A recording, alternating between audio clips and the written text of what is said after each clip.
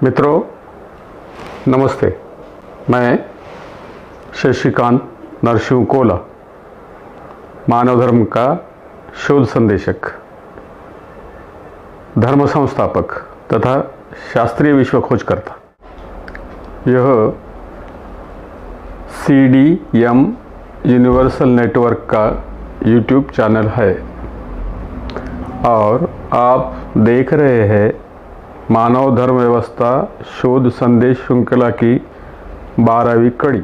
मित्रों, हम इस कड़ी में यह जानकारी कर लेंगे कि मानव धर्म व्यवस्था शोध संदेश के अनुसार जैविक मानव शरीर की निर्मित कैसे हुई। मित्रों, मानव धर्म व्यवस्था शोध संदेश के अनुसार जैविक मानव शरीर की निर्मित ईश्वर ने जैव अभियांत्रिकी निर्माण पद्धति में मानवीय बीज कोशिकाओं से की है, क्योंकि जैव अभियांत्रिकी निर्माण पद्धति यह ईश्वर की निर्माण पद्धति है। इस जैव अभियांत्रिकी निर्माण पद्धति की यह विशेषता है कि इस निर्माण पद्धति में जो भी निर्माण किया जाता है वह जैविक होता है, या इसमें केवल जैविक सृष्टि का ही निर्माण किया जाता है, किंतु निर्जैविक सृष्टि का निर्माण नहीं किया जाता। यह जैव अभियांत्रिक निर्माण पद्धति लगभग हमारे सिविल इंजीनियरिंग के जैसा ही काम करता है, परंतु सिविल इंजीनियरिंग निर्माण पद्धति में निर्जैविक सृष्टि का निर्माण किया जाता है, जैसे बहुमंजिली इमारत, सड़कें, पुल, उड़ान पुल आदि का निर्माण किया जाता है। और जैव अभियांत्रिकी निर्माण पद्धति में ईश्वर जैविक ब्रह्मांड की निर्मित करता है। जैविक ब्रह्मांड की निर्मित मुख्यतः 2 भागों में है।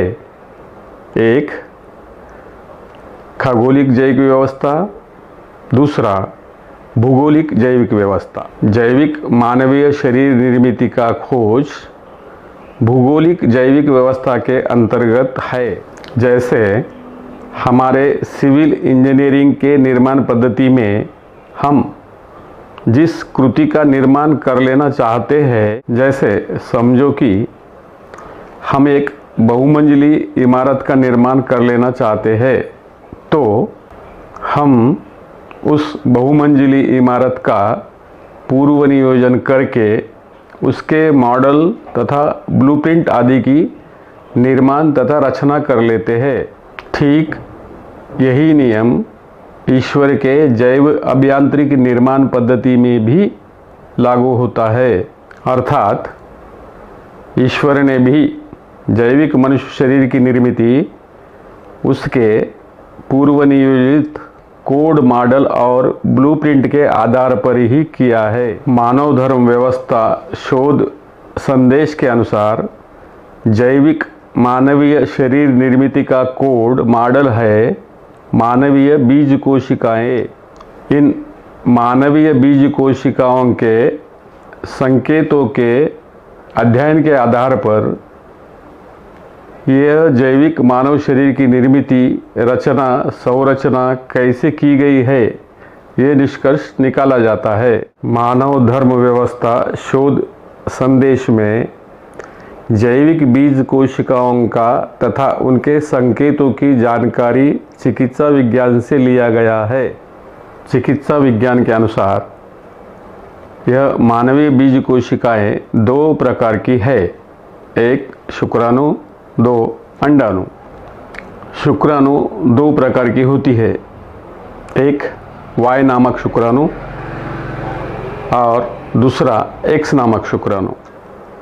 अंडाणु भी 2 प्रकार की होती है, किंतु ये दोनों भी प्रकार के अंडाणु केवल XX नाम से ही जाने जाते हैं। यह तो हम जानते ही है कि Y नाम के शुक्राणु का मिलन X नाम के अंडाणु से होने का परिणाम पुल्लिंग भ्रूण का निर्माण होता है और X नाम के शुक्राणु का मिलन X नाम के अंडाणु से होने का परिणाम स्त्रीलिंगी भ्रूण का निर्माण होता है। अर्थात चिकित्सा विज्ञान के अनुसार जैविक मानव शरीर की निर्मिति 2 प्रकार के बीज कोशिकाओं के मिलन से ही आरंभ होता है। इससे यह निश्चित होता है कि 2 प्रकार के बीज कोशिकाओं के मिलन से ही युग्मनस अर्थात भ्रूण निर्माण का आरंभ होता है। यह युग्मनस लगातार खरबों जैविक कोशिकाओं में विभाजित होते रहता है। यह विभाजित खरबों जैविक कोशिकाओं से ही भ्रूण की निर्मिति होती है। इस चिकित्सा विज्ञान के संकेतों से यह निष्कर्ष निकलता है कि जैविक मानवीय भ्रूण की निर्मिति 2 प्रकार के बीज कोशिकाओं से हुई है। इस आधार पर मानव धर्म व्यवस्था शोध संदेश के अनुसार भ्रूण की निर्मिति 2 भागों में हुई है। एक भ्रूण की शारीरिक निर्मिति, दूसरा भ्रूण की मानसिक निर्मिति।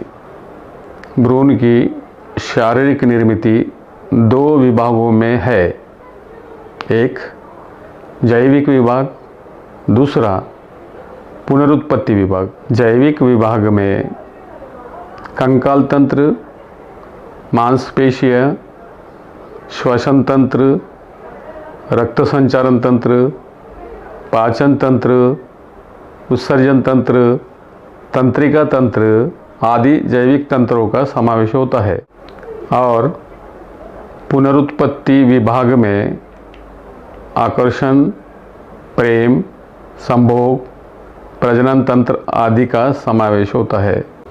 भ्रूण का मानसिक भाग भी 2 विभागों में निर्मित है, एक समझ विभाग, दूसरा व्यवहार विभाग।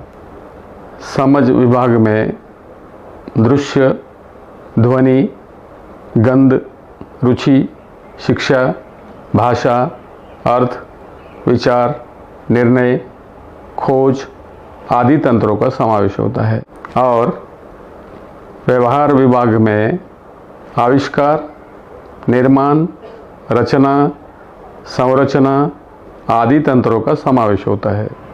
इन 4 विभागों के निर्मिति से ही भ्रूण निर्माण की प्रक्रिया संपूर्ण होती है और ये भ्रूण परिपक्वता में विकसित होकर 270 दिनों में उत्पन्न होता है। सामान्यतः यह शिशु 4 अवस्थाओं में विकसित होता है, एक शिशु अवस्था से बाल अवस्था में, दूसरा बाल अवस्था से किशोर अवस्था में, तीसरा किशोर अवस्था से युवा अवस्था में और चौथा युवा अवस्था से वृद्धावस्था तक विकसित होता है।